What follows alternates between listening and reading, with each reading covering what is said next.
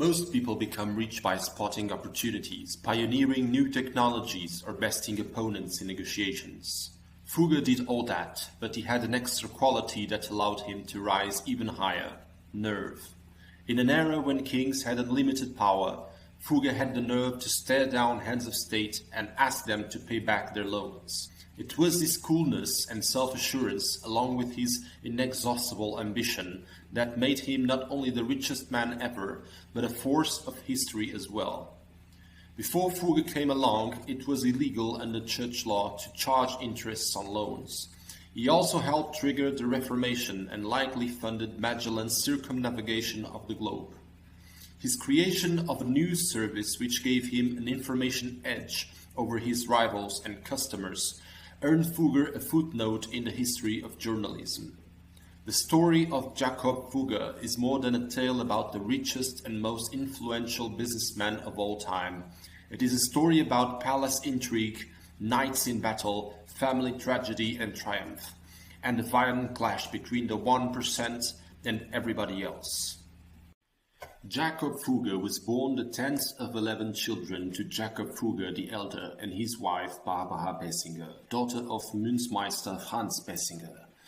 The Fugger family had already established themselves as successful merchants in the city. Fugger's grandfather, Hans, had relocated from Swabia around 1367.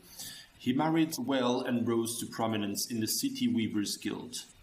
His textile and import business grew in profit and established connections in Venice. Hans' two sons, Andreas and Jacob I, continued the business until disagreements forced dissolutions of the partnership in 1454.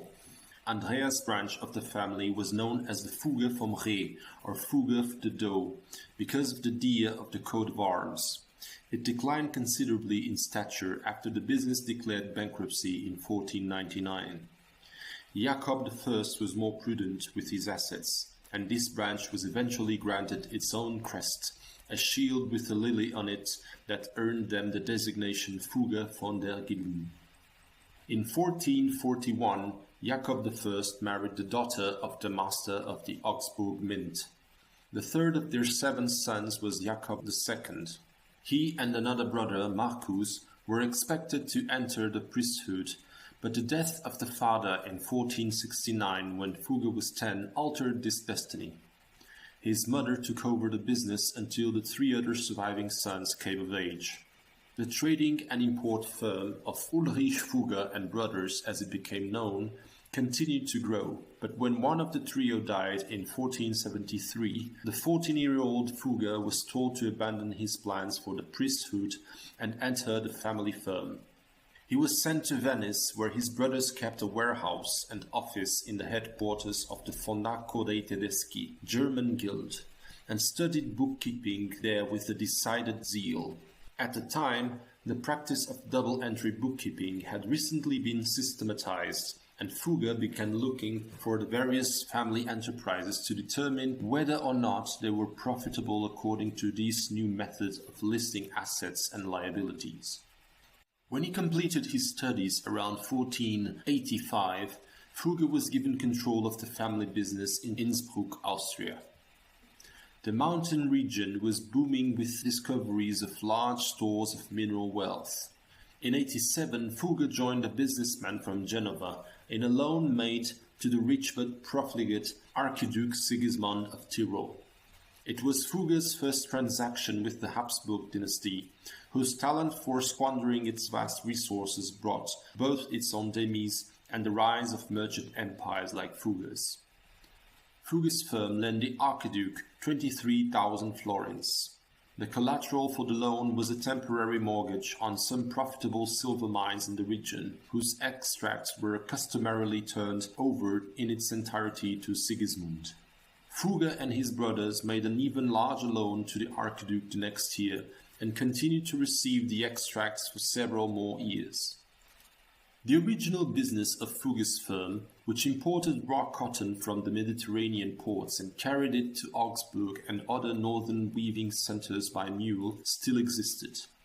However, it expanded to include silks, herbs, rare foods, and even jewels, It also controlled much of Europe's pepper market for decades.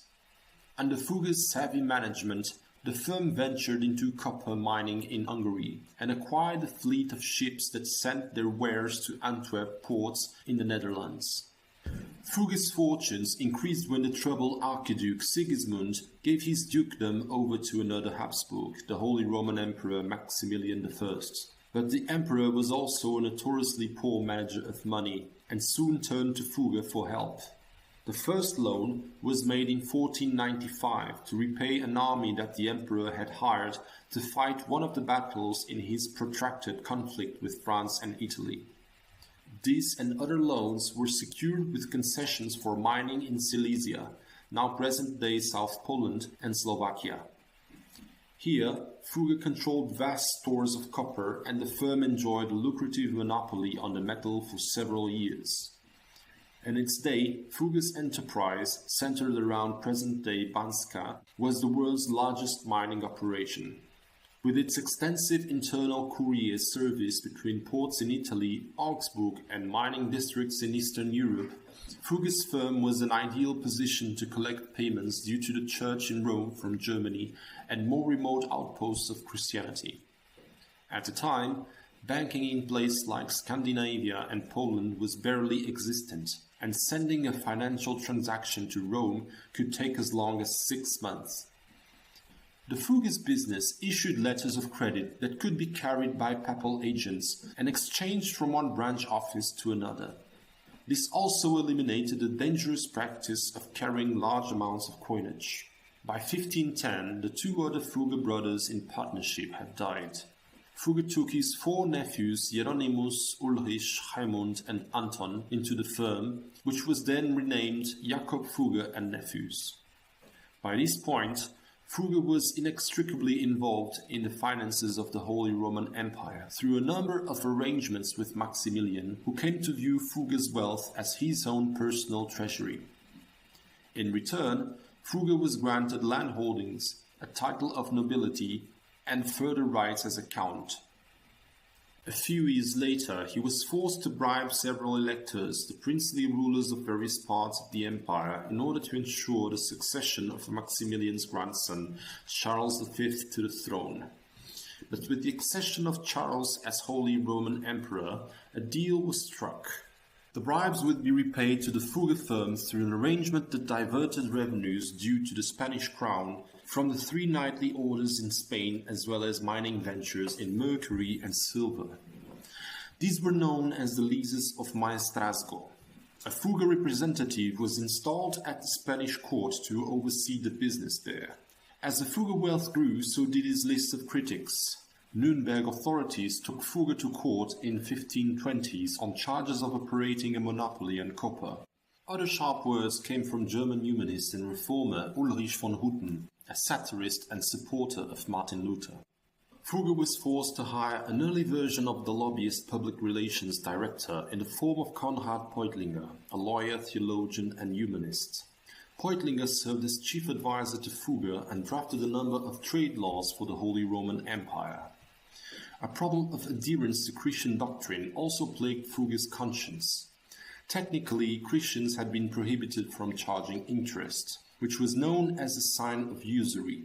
Loans were usually contracted with an additional payment to be made for, quote, trouble, danger and expense, end quote, that circumvented the prohibition on interest.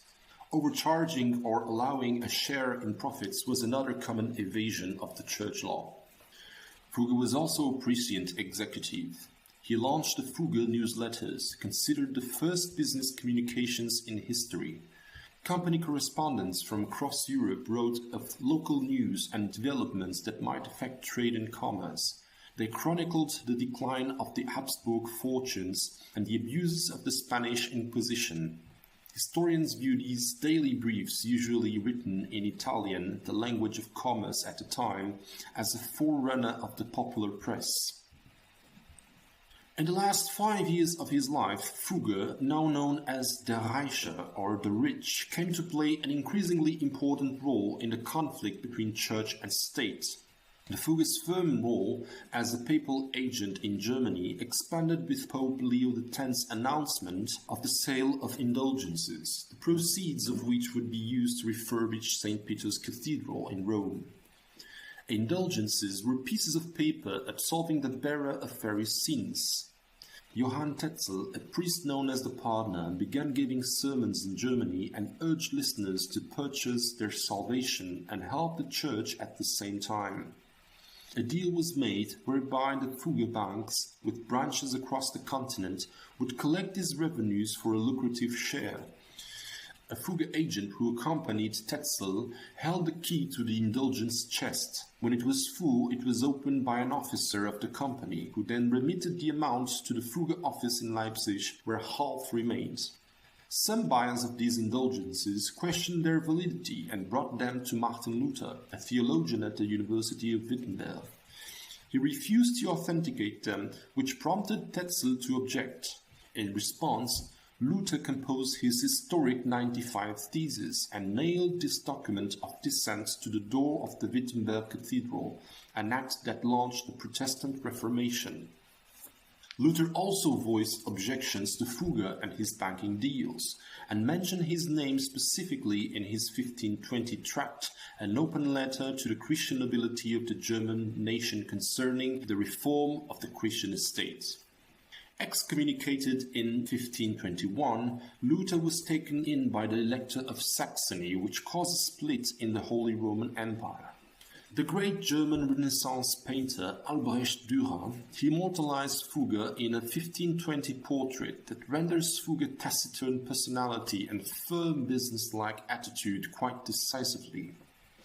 In his lifetime, Fugger was the great patron of Augsburg. He built several edifices in his city, including churches, and founded the Fuggerei, an almshouse originally intended to serve as a retirement home for his aged servants. 50 cottages, designed to hold 2 families each, were built outside of Augsburg. The Fuggerei are considered the world's first social settlement and survived into the 21st century. Fugger died on December 30th, 1525, in Augsburg. His worth was estimated at 75 million, but he left no direct heirs. Company assets were bequeathed to his nephew Anton Fugger, under whom the firm remained profitable for several decades. It played a vital role in financing the Holy Roman Empire's battle against Protestantism, and ventured into trade with Spain's South American holdings, as well as the slave trade that ran from Africa to the New World. But the Spanish Empire became one of its largest creditors. When King Philip II declared Spain bankrupt in 1607, the Fugger firm foundered. It was entirely liquidated by 1640. 3 aristocratic branches of the family still survive: the Fugger Kirchbergs of Oberkirchberg, the Fugger Glotz of Kirchheim, and the Fugger Babenhausens. Above the crypt, his epitaph states, according to his wishes, that the deceased was, quote, second to none in the acquisition of extraordinary wealth.